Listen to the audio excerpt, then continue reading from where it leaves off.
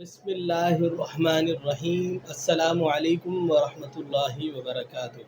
سامعین ذی وقار، آج کا ہمارا موضوع انتہائی اہم اور ضروری ایک پیغام ہے، ماہ سفر اور توہمات۔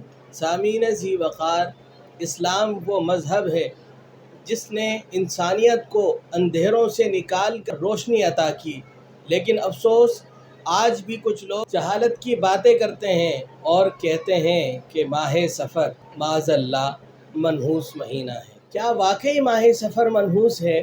کیا اس مہینے میں شادی نہیں کرنی چاہیے؟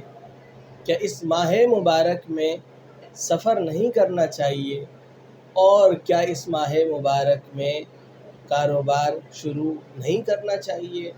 یہ چند سوالات ہیں، آئیے انشاءاللہ آج ان سوالات کے جواب شرعی نقطہ نگاہ سے پیش کریں۔ اللہ تعالیٰ قرآن مجید فرقان حمید میں ارشاد فرماتا ہے، وَمَا أَصَابَكُم مِّن مُّصِيبَةٍ فَبِمَا كَسَبَتْ أَيْدِيكُمْ، تمہیں جو تکلیف پہنچی ہے بس وہ تمہارے اعمال کا نتیجہ ہے۔ اسی طرح رسول پاک صلی اللہ علیہ وسلم نے فرمایا، لا عدوى ولا طیرة ولا ہامة ولا سفر، کہ بیماری خود بخود نہیں لگتی، نہ ہی بدشگونی کی اسلام میں کوئی حیثیت ہے، نہ الو منحوس ہے اور نہ ہی سفر کا مہینہ نحوست کا باعث ہے۔ اسی طرح ہمارے ایک بزرگ شیخ محقق شاہ عبدالحق محدث دہلوی فرماتے ہیں، ماہ سفر میں نحوست کا عقیدہ جاہلیت کی باقیات ہے، شریعت میں اس کی کوئی اصل نہیں۔ اسی طرح مجدد الفسانی شیخ احمد سرہندی فرماتے ہیں، اسلام نے جاہلانہ رسم و رواج اور نحوست کے عقیدے کا خاتمہ کیا ہے اور مسلمانوں کو اللہ پر توکل سکھایا ہے۔